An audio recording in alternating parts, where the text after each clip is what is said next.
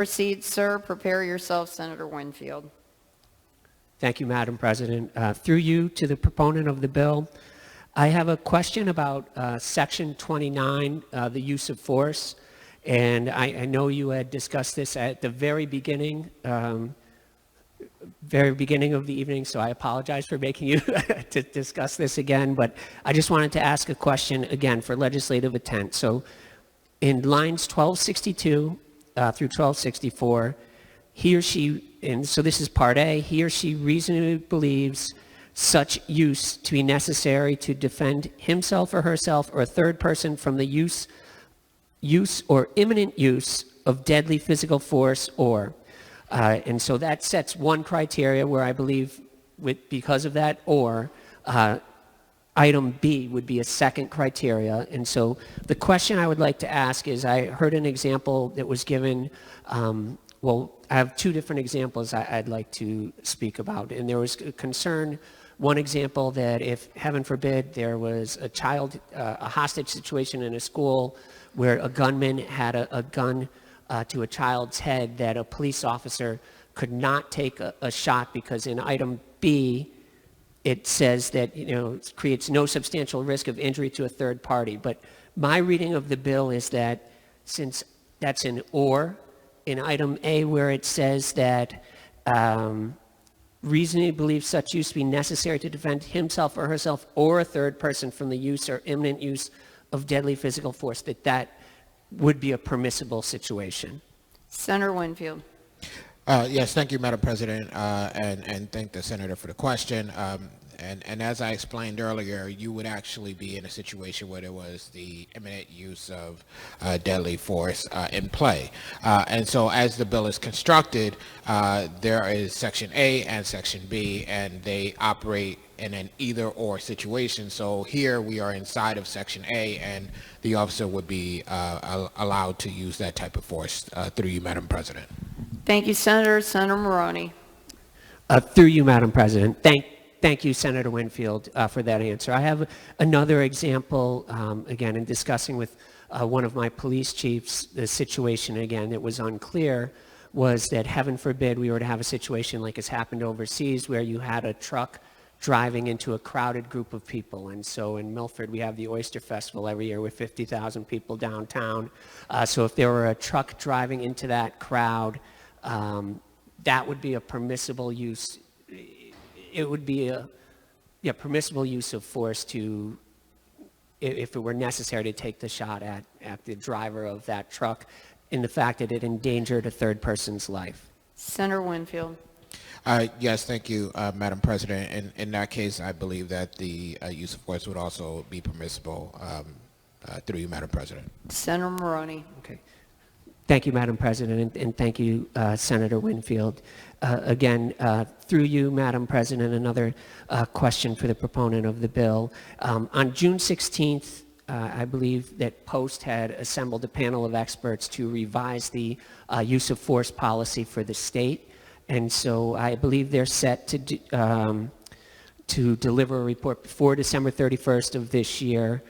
This does not go in effect until April 1st. This section, I believe Section 29, does not go in effect until April 1st of next year. So I would just ask if it would be possible, and again, understanding the legislative process, that both chairs of the committee would have to agree to raise a bill, but that we could look at their recommendations, and if it helps to clarify the language and strengthen the language, we could consider codifying their language as well.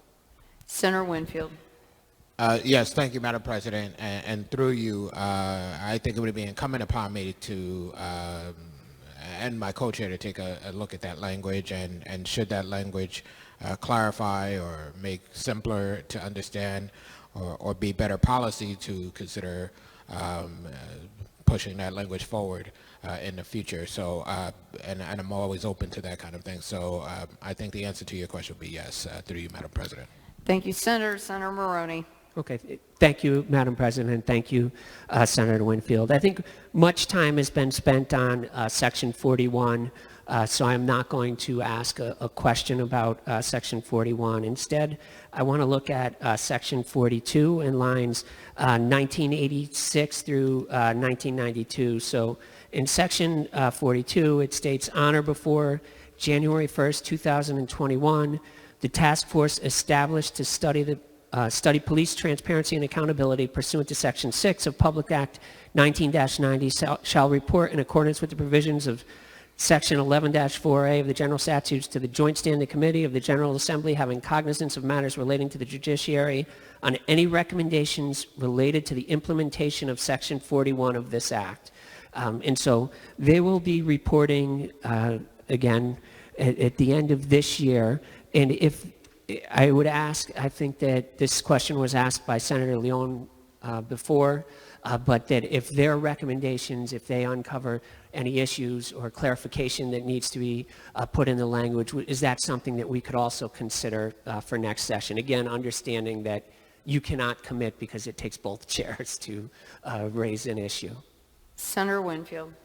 Thank you, Madam President. Maybe this isn't the best thing to say, but to be fair, it doesn't take next year, given the session that we're in, anybody can raise a bill. So given the place where this would come back to us, we should at least have a hearing on the topic and see where it goes from there through you, Madam President. Senator Maroney. Okay, great. Thank you, Madam President. Thank you, Senator Winfield. I want to thank you for your leadership on this bill, for your friendship, and I also want to thank you for your responsiveness. I have asked you a number of questions throughout the process, and you've always answered them.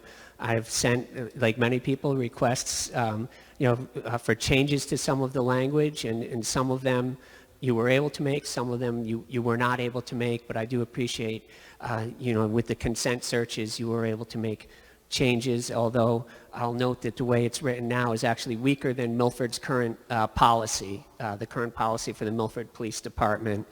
So I didn't ask you to do that, but I appreciate that. We've heard many people speak about the process and how this seems rushed. Being new to both the Senate and justice reform, I wish that we had more time. I wish we could go through the normal process. I also wish there wasn't a pandemic. While I haven't worked on this for long, Senator Winfield has worked on this for decades. So for him, this definitely wasn't rushed. Before I go further, I want to thank all of those people who have helped me understand this bill. I've spent countless hours on the phone with the Milford Police Chief over the last 2 weeks. Many of the new requirements in this bill have actually been policy in Milford for years. I have tremendous respect for our local police department, actually all of the police departments that I represent, but throughout the pandemic, the Milford Police Department has led all of the birthday parades. They have read books to children on Facebook. The Orange Police Department has been leading the birthday parades in their town as well. I've spoken with many friends who are police officers about this bill. One thread that is common is that everyone wants to get rid of bad police officers. It's like any profession. No one wants to work with someone who's bad at your profession. A bad firefighter doesn't want to work. No one wants to work with a bad firefighter or a bad teacher or a bad legislator. We all strive for excellence and want to work with the best. 80% of this bill, I would say there is almost universal agreement on. More training, enhanced recruiting, mental health screening, body cameras. Last night, I spoke with my predecessor, Senator Schlossberg, to get her advice on the bill. And one of the things she told me was, don't let perfect be the enemy of good. While I have reservations about sections of the bill, I thank Senator Winfield for the possibility of working to improve those sections next session before they go into effect. We do not have a perfect bill, but we have a very good bill, and I thank him for that. Like many of you, I've struggled with this decision.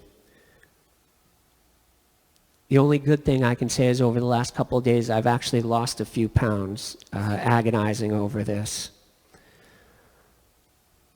In talking with Senator Schlossberg last night, she said, in making your decision, think of how you will explain this to your son. Like all of us, I want my son to be a better man than I am. I want him to have more empathy, to understand the privilege that we have. In reading a book earlier this year, I saw a quote from another book. The book was called The Mindfulness of Race, saying the ability to think of yourself as an individual is an example of white privilege.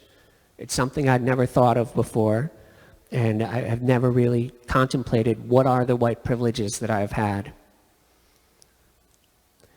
I've been fortunate. I've only had positive experiences with the police. I've been pulled over 5 times in my life, and all of them were deserved, and they were all positive experiences, other than having to pay the ticket. For a while, I'd been thinking that I wanted to ask some of my African American friends to talk to my son about their experiences so he could better understand. With the death of George Floyd, I reached out to a friend and asked if he would have that talk with me and my son. He agreed, and the conversation was valuable to both of us, and hopefully it's something that he won't forget for the rest of his life, as I know it's something I won't forget. You know, talking of white privilege, I learned in that day of another example of a white privilege I didn't realize I had. My friend told me that he always carries his driver's license with him in case he's stopped so he can identify himself, even if he goes into his backyard.